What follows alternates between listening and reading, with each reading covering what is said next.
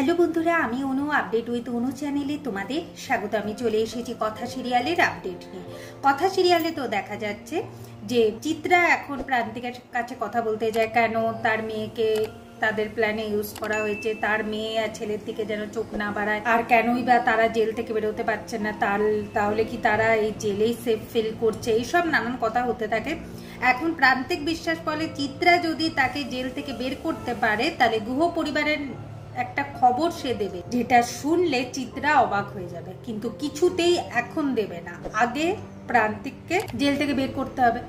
আর তারা দুজনে মিলে কথাকে শেষ করবার প্ল্যান করে। অন্যদিকে এখন কথা তো পান পাতা রেডি করেছে, সেখানে নিমন্ত্রণ পত্র লেখা হবে, সবার বাড়ি বাড়ি বিলি করা হবে, যা এবিকে না জানিয়ে করা হচ্ছে। কিন্তু এবির কাছে ধরা পড়েই যায়। এবি বুঝতে পারে যে কথা কিছু লুকাতে চাইছে, কথার কাছ থেকে জানবার অনেক চেষ্টা করে এবিকে, কিন্তু এমন ভাবে এবিকে ঘোল খাওয়ায় এবি তো আর জানতে পারেই না।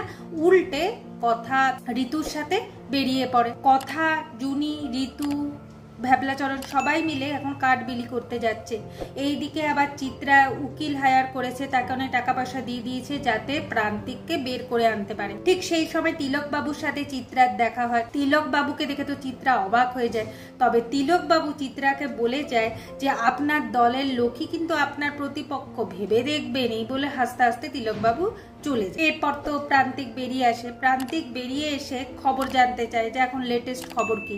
জানতে পারে যে শশীভূষণ গুহ আর রেণুকা গুহর এখন হীরক জয়ন্তী বিবাহ বার্ষিকী পালন করা হবে। এখন প্রান্তিক বলে আমিও ওই বিবাহ বার্ষিকী উৎসবে অ্যাটেন্ড করব, তাও আবার বিনা নেমন্ত্রণে নয়, নেমন্ত্রণ সহ। চিত্রা এখন ভাবছে যে কিভাবে ওই গেম প্ল্যান করবে। পরের দিন সকালবেলায় গুড়ালের সবাই চলে আসে এখন গুহ বাড়িতে। গুড়ালের সবাইকে দেখে রেণুকা গুহ আর শশীভূষণ গুহ তো খুব আনন্দ পাচ্ছে, কিন্তু তারা এসে যা হই হই করছে, যা গান শুরু করেছে, বেসুরো গান, নাচ, এইসব শুনে তো নবীন প্রজন্মদের তো ঘুম ভেঙে যাচ্ছে। তারা তো এখন বিশাল জ্বালায় পড়েছে, তারা কি একটু ভালো করে ঘুমোতেও পারবে না।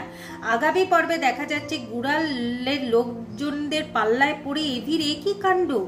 এভি এখন শেষ অবধি তাদেরকে ঘর থেকে গেট আউটই করে দিচ্ছে, আর স্যান্ডিকে ফোন করে বলছে যে সে 60-70 লাখ টাকা তুলে এনেছে, ব্যাংকে জমা দেবে, আর ওই টাকাটাই এখন চিত্রা চুরি করে এভিকে ফাঁসানোর চেষ্টা করবে। কি হতে চলেছে দেখতে হলে স্টার জলসা বা স্টার জলসা এইচডিতে কথা সিরিয়ালে চোখ রাখতে হবে।